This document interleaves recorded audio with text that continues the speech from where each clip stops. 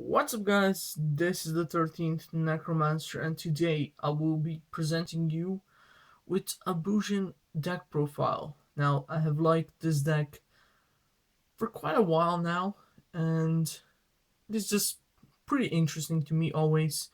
Fun deck to play, and was pretty competitive in the past. So, let's get into it, shall we? Alright, first the few main cards that you just always need to play in Bujins. Triple Yamato, best card of the deck. To search your Bujin monsters, you can add them to your hand, and then you need to discard a card, all at the end phase. Then you got double Bujin Mikazuchi. He can be special summoned when a Bujin monster is destroyed, either by battle or by card effect. And with Yamato, he's pretty good. Has a synergy that you can add a Bujin spell trap card. And then I have two Bujin Hirume, and this is the card I like to play at 2. I know some of them played it at 3, but it's at 2 it's good. I like to play more of a helmet type of the build and not the full rank 4 spam build. So 2 Hirume, banish a Bujin monster from your graveyard and special summon it to the field. So you can make a Susanoo play. That is practically the best use of this card. It was recently pretty expensive, but is now kinda getting cheaper and cheaper. Not just because the deck is not played anymore, but also we're getting a reprint in the Megatins. So that is for the Beast Warrior type Bujins. Then the Winged Beast and Beast types. Triple Crane basically doubles the attack of any Bujin Beast Warrior type monster. I decided to play this as my personal preference. Triple Bujingi Hair. This is because I do not like my Yamato to be destroyed or Susanoo or whichever one of the Beast Warriors. Just the simple destruction negation for one time only, but I think it's good. Also, double turtle. Let's hide the one that's not super. Double turtle because targeting is still in the game, but it's not so important that you have to play 3 copies anymore.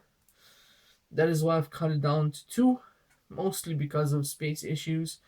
I would play 3 as well, but it's just these 3 are the best. And then you got some supporter ones, such as Quillen, a simple destruction by banishing itself while you control a Beast Warrior type Bujin, and a Sinew for it's like an Onyx from the graveyard, but only half damage. I mean, you can take it out and put in something like, I don't know, maybe a fox, maybe the centipede is what people have been testing as well. And for the last 2, I mean, double honest, what else is it to say? You're playing a light attribute deck, you need to play double honest, so that is why I'm playing double honest.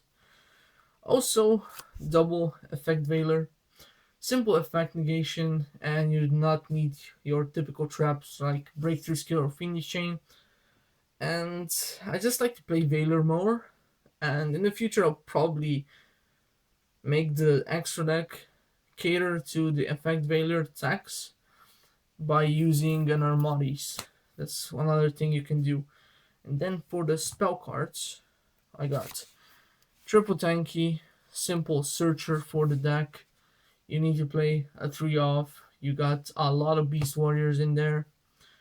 Also, triple Bujin Incarnation. Another card that hasn't seen so much play at 3, but since I'm going with the slower version, the more stall-like version, you would tend to fill up your graveyard and your banish zone quite easily. That is why Bujin Incarnation is very usable, and if they happen to get rid of Yamato, you just activate that Carnation next turn, get out a Susanoo or any other Beast Warrior, Winged Beast, or Beast type Xyz monster. That's for the main ones. Then I am playing a double Kaiser Coliseum. It is one technique of the deck, but I'm not devoting the entire deck to just this card. That is why I'm playing two copies of it. I think two is enough. If they get rid of it, they had to use a lot of resources for it, or their MST, whatever they have right now. It just stops the current meta a lot because you tend to special summon in the meta pretty much, and that is why I'm playing this card. And for some speed, got double duality. I decided to put double duality. I mean, you can play three copies of this instead of the sinew I've put in, but I like to have more monsters in a Bujin deck because it just works better. You have this card fodder. They're all pretty much powerful monsters, so you can even play a beatdown deck. Like if you control Kaiser Coliseum on the field, it works. And for some regular spell cards, I of course have Regeki. You just need to play this card. You can also put in Dark Hole, maybe to combo with Hair. And a Foolish Burial to just have a quick access to some of your monsters in the deck that just need to be in the graveyard, like Turtle, Hare, Quillen, whatever you wish. And then for the trap cards, I do have double Mirror Force. I think this card is still unexpected in the metagame, although it has gotten expensive again. This card just doesn't lose price like some of the other spell and trap cards do. It is not that staple-ish, but it's still kind of a surprise in the meta sometimes. So just for the simple destruction, when they think they have an upper hand on the destruction of my Beast Warriors, you just flip over Mirror Force and there you go.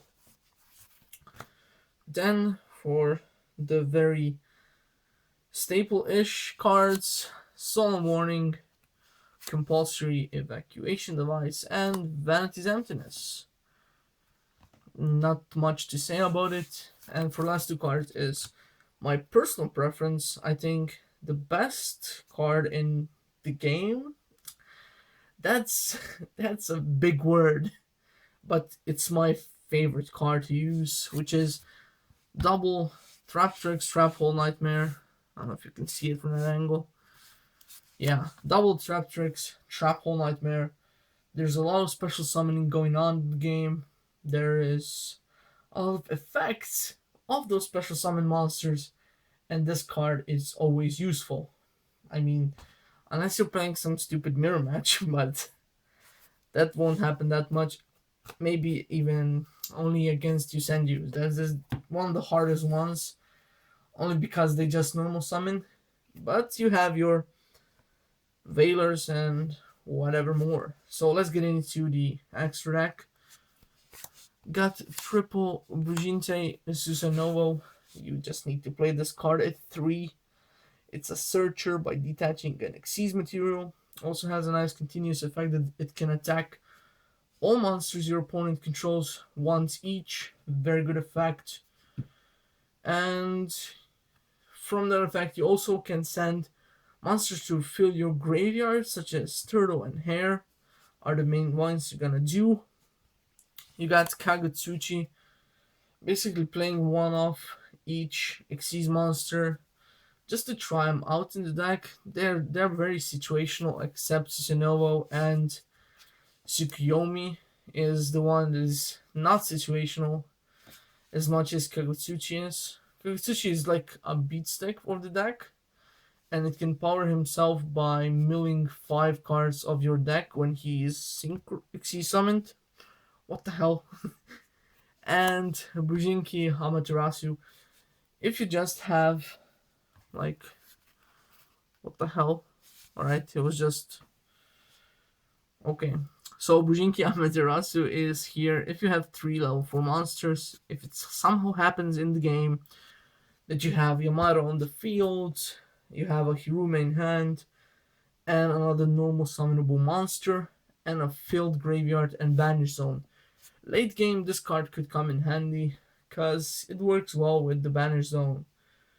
And then for the light exclusive Xyz monsters, Starleash, Paladynamo, and Constellar Omega. And then for the typical generic rank 4 Xyz, Castell, number 101, Abyss Dweller, Ragnar Zero, number 80, number 82 Heartland Draco. In rank 4 decks, I've decided to not cut this card off anymore, as I've done in the past. It is just way too damn useful. And of course, Gaga Cowboy. And that is pretty much it. Tell me in the comment section below what you think of the deck, and what would you change in the deck. Some nice tips on the deck if you're playing it. I would be very thankful. And thank you again for watching this video. If you like deck profiles, you can check out my channel. I usually do 3 to 4 a month, at least I tend to try to. But anyways, if you like fun decks and maybe even meta decks, this is the channel that you want to check out. Thanks for watching, and see ya.